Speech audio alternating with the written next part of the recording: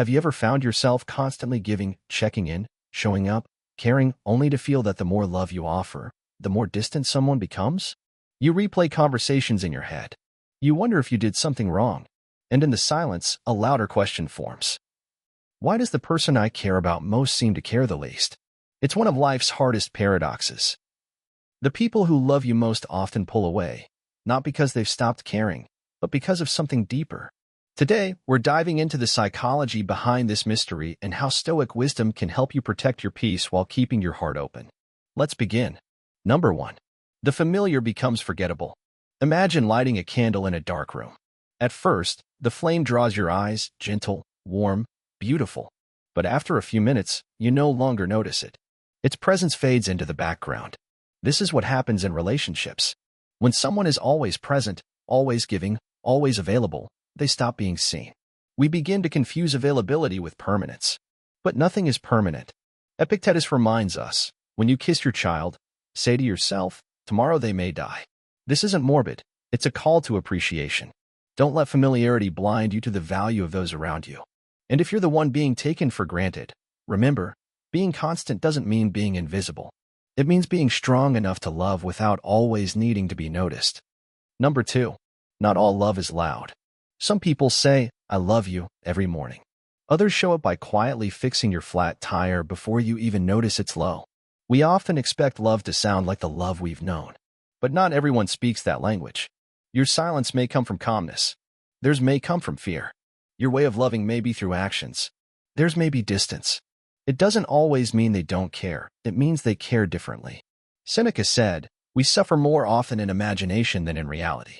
Before you assume someone's distance means absence of love, try to understand the vocabulary of their heart. Number 3. Emotional distance is a mirror. Sometimes, people distance themselves not to hurt you, but to see you more clearly. They may wonder, will you collapse without their attention? Will you chase them out of fear? Or will you remain calm, whole, and rooted in yourself?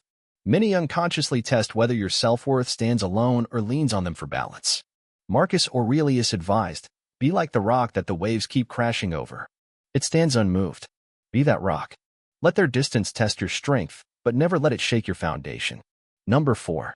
Love that needs constant proof isn't peaceful. If you constantly feel the urge to prove your love, to say it, show it, prove it, pause and ask, why do they need this so often? Or more importantly, why do you feel the need to reassure them? Often, it's fear that they'll leave, that they'll forget, that you're not enough unless you prove it over and over. But real love, grounded love, doesn't ask for performance. It asks for presence. Seneca reminds us that a wise person is content with themselves. You shouldn't have to audition for someone who already knows your worth. Number 5. Vulnerability makes people run, even when they care. There's a strange irony in love. The deeper it gets, the scarier it becomes. To be seen fully, to be known, is terrifying. Not because love is dangerous, but because it exposes us. So sometimes, the people who love you the most pull away when things get too real. Not because they're leaving you, but because they're running from their own reflection in your eyes. Stoicism doesn't teach us to avoid vulnerability. It teaches us to face it with courage. Let their fear be theirs. Keep your heart open and your boundaries strong. Number 6. Some walls are built from past wounds, not present truths.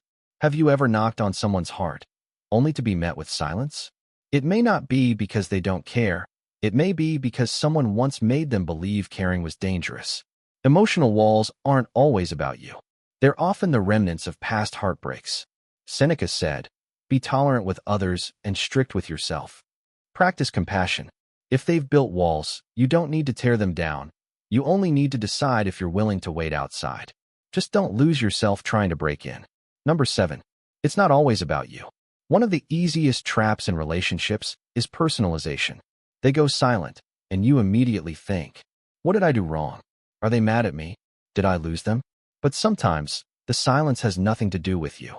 They might be fighting battles you can't see, processing the pain they haven't shared, or simply needing space to understand themselves. The Stoics teach us to separate what's ours from what's theirs.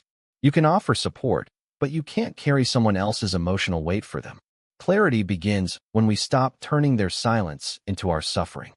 Number 8. Some love is conditional, and that's a hard truth. Not all love is selfless. Some people love you because of what you do for them, not who you are. They may pull away when you stop giving. They may vanish when their needs are no longer met. It hurts, but it's real.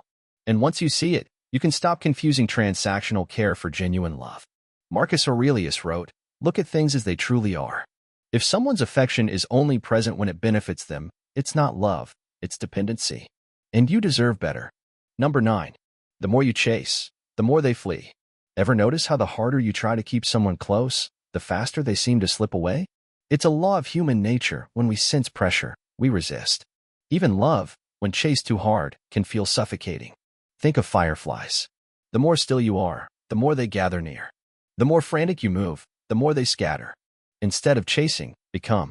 Become the person who doesn't need to run after love because they carry it within. Number 10. The deepest love begins with you.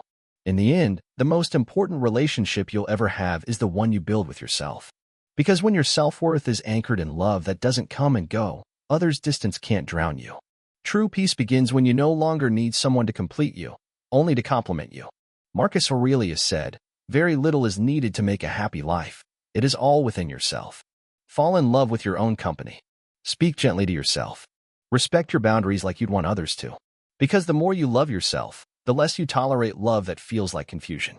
If this video spoke to something deep within you, make sure to like, share, and subscribe to the Stoic Academy, where ancient wisdom meets modern life.